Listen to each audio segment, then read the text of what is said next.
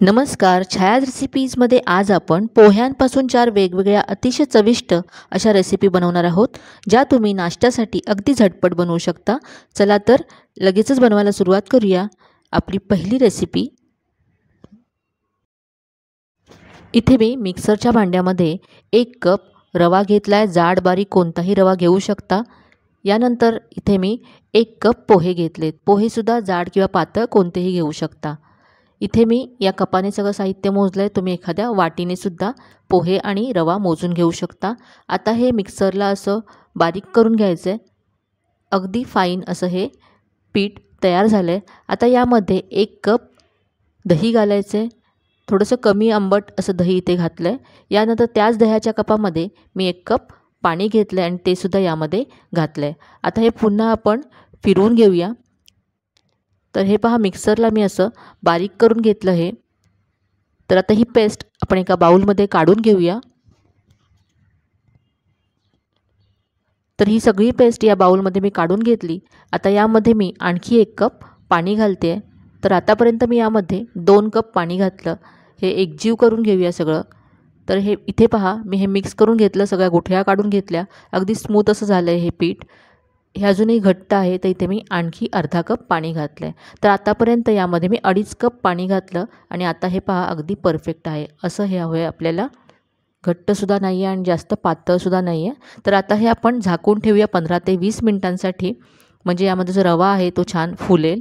तर इथे आता पहा साधारण 20 मिनटं झाले आहेत आणि हे आधीपेक्षा घट्ट झालं आहे आणि आता हे अगदी परफेक्ट आहे. जसं आपल्याला पीठ हवं आहे तसंच आहे. आता यामध्ये मी चवीप्रमाणे मीठ घातलं आहे आणि यानंतर अगदी चिमूटभर यामध्ये बेकिंग सोडा घालायचा आहे. हा ऑप्शनल आहे.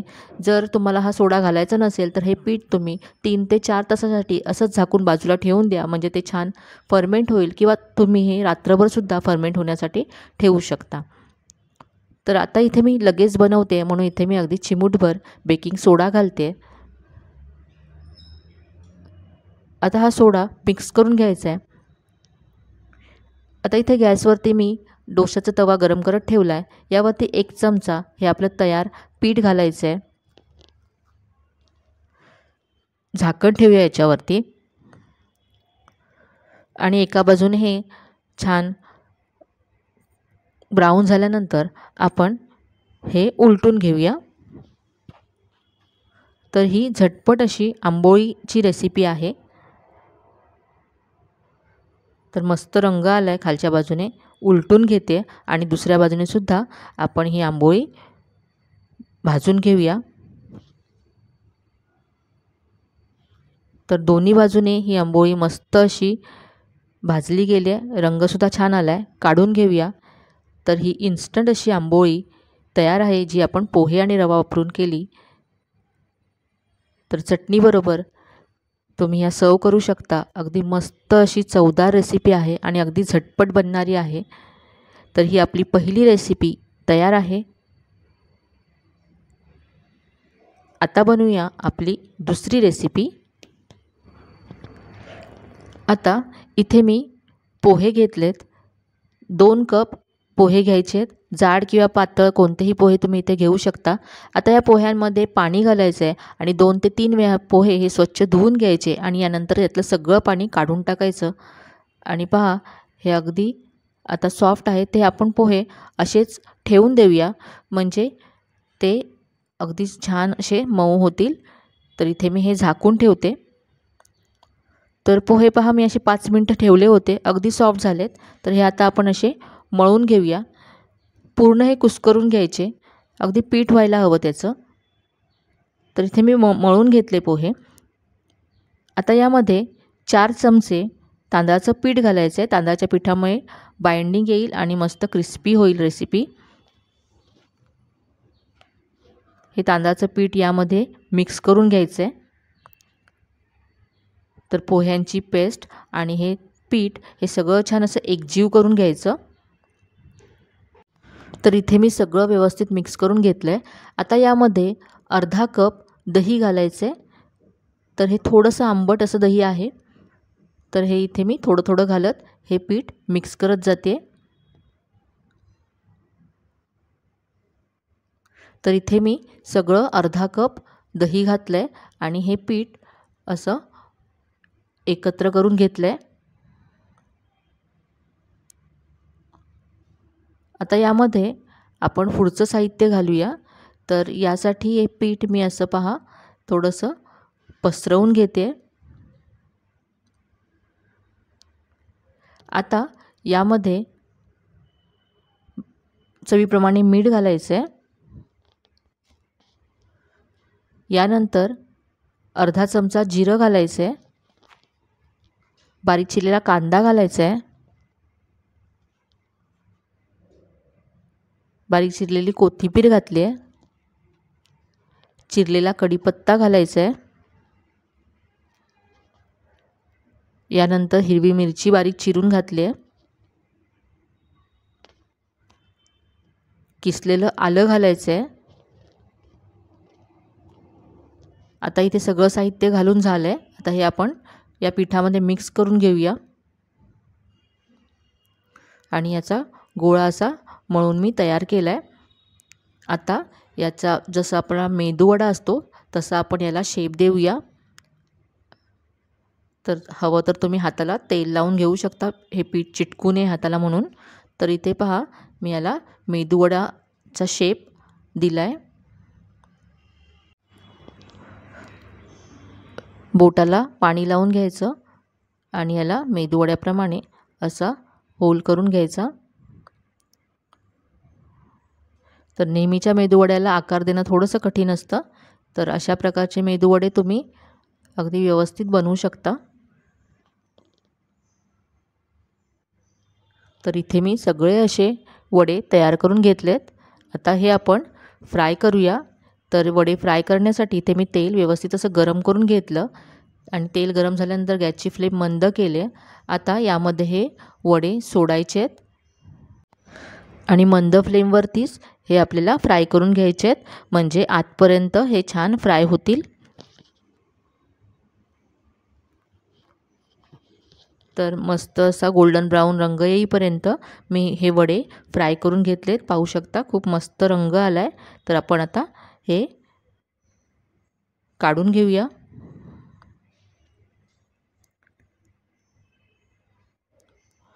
तर इथे मी असेच हे सगळे मेदूवडे फ्राय करून घेतलेत.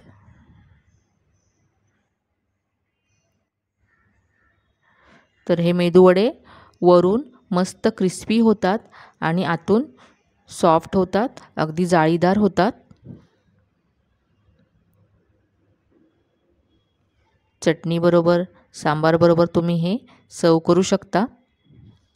तर हे झटपट होणारे पोह्यांचे मेदूवडे तयार आहेत. तर मग आता आपण बनवूया आपली तिसरी रेसिपी. इथे आता मी 1.5 कप पोहे घेतलेत. जाड पातळ कोणतेही पोहे घेऊ शकता. हे मिक्सरच्या भांड्यामध्ये घालायचे आहेत आणि याची अगदी बारीक अशी पावडर करून घ्यायची आहे. तर इथे पहा मी मिक्सरला फिरवून घेतले. तर आता ही पावडर आपण एका बाउलमध्ये काढून घेऊया. आता याच मिक्सरच्या भांड्यामध्ये आपल्याला बटाटे वाटून घ्यायचे आहेत. तर इथे मी 2 बटाटे, कच्चे बटाटे सोलून त्याचा रंग बदलू नये म्हणून असे पाण्यामध्ये ठेवलेत. तर हे आपण मिक्सरच्या भांड्यामध्ये चिरून घालायचे आहेत. मोठे मोठे असे तुकडे करून इथे मी मिक्सरच्या भांड्यामध्ये हे बटाटे दोन्हीही घालून घेतलेत. आता यामध्ये थोडंसं आलं घालायचं आहे आणि यानंतर तर इथे हिरवी मिरची तुकडे करून घातली आहे. आता यामध्ये पाणी न घालता याची पेस्ट करून घ्यायची आहे. तर ही बटाट्याची पेस्ट करून घेतली मी. आता ही बटाट्याची पेस्ट आपण जी पोह्यांची पावडर केली होती त्यामध्ये घालायची आहे. आता यामध्ये आपण पुढचं साहित्य घालूया. तर इथे लाल तिखट घातलं आहे. यानंतर चवीप्रमाणे मीठ घालायचं आहे. अर्धा चमचा धने जिरे पूड घालायची आहे. अर्धा चमचा ओवा घालायचा आहे. यानंतर अर्धा चमचा जिरं घातलं आहे. पाव चमचा हळद घालायची आहे. यानंतर इथे 1 चमचा सफेद तीळ घातले आहेत आणि भरपूर बारीक चिरलेली कोथिंबीर घालायची आहे. आता हे सगळं मिक्स करून घेऊया, एकजीव करून घ्यायचं आहे.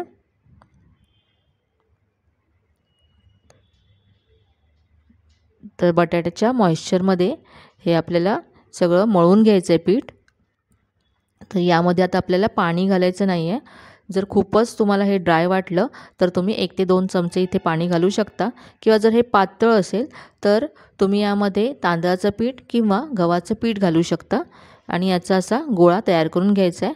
आता यावरती 1 चमचा तेल घालायचं आहे आणि पुन्हा हे मळून घेऊया।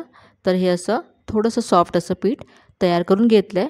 आता याचा आपण चपाती बनवतो तेवढा एक गोळा घ्यायचा आहे। हा गोळा सुक्या पिठामध्ये घोळवून घेतला। आता याचा आपण पराठा लाटून घेऊया। तर चपातीपेक्षा थोडासा जाडसर असा याचा पराठा मी लाटून घेतला आहे। त्याच्या कडा अशा तुटल्यात, तर ह्याला आपण असा एखाद्या झाकणाने असा राऊंड शेप देऊया, म्हणजे दिसायला सुद्धा छान दिसेल हा पराठा। पराठा असा मी तयार करून घेतला। आता तवा गरम करून घेतला, त्याच्यावरती हा पराठा मस्त दोन्ही बाजूने खरपूस होईपर्यंत भाजून घ्यायचा आणि नंतर दोन्ही बाजूने तेल सोडून घ्यायचं। तर ही दुसरी रेसिपीसुद्धा आपली तयार आहे। आता बनवूया आपली शेवटची आणि चौथी रेसिपी। तर यासाठी इथे मी 2 कप पोहे घेतलेत। तर हे पोहे आता आपल्याला 2 वेळा पाण्याने स्वच्छ धुवून घ्यायचे आहेत आणि नंतर एका चाळणीमध्ये असे काढून घ्यायचे आहेत, म्हणजे त्याच्यातलं सगळं पाणी निघून जाईल आणि पोहेसुद्धा सॉफ्ट होतील। तो पोहे असेच चाळणीमध्ये मी ठेवून देते, तोपर्यंत एक वाटण तयार करून घेऊया।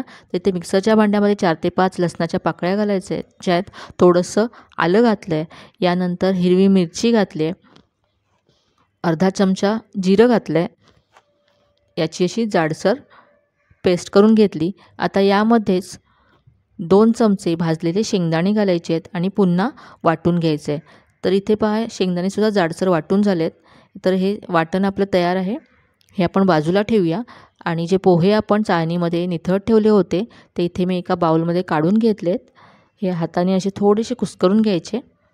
आता यामध्ये आपण जी पेस्ट तयार केली होती, आलं लसूण हिरवी मिरची जिरं आणि शेंगदाण्याची, ती घालायची आहे। यानंतर इथे 2 मोठे चमचे वाफवलेले मटार घालायचे आहेत, बारीक चिरलेला कांदा घालायचा आहे,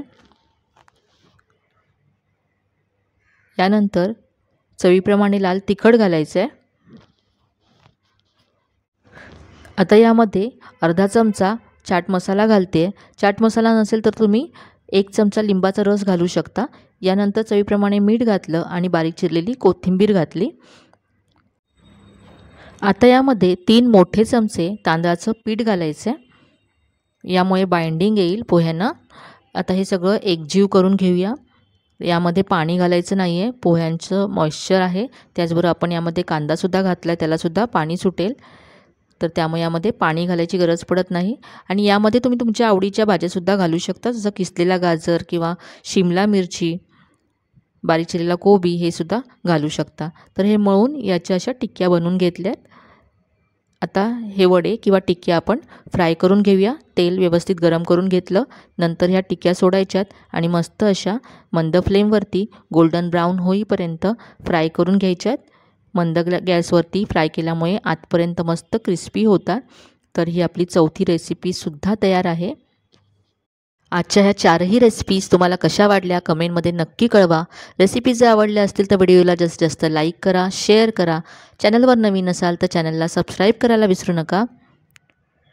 चला तर मग पुन्हा भेटूया अशाच छान छान आणि नवीन नवीन रेसिपीजसह। तोपर्यंत धन्यवाद।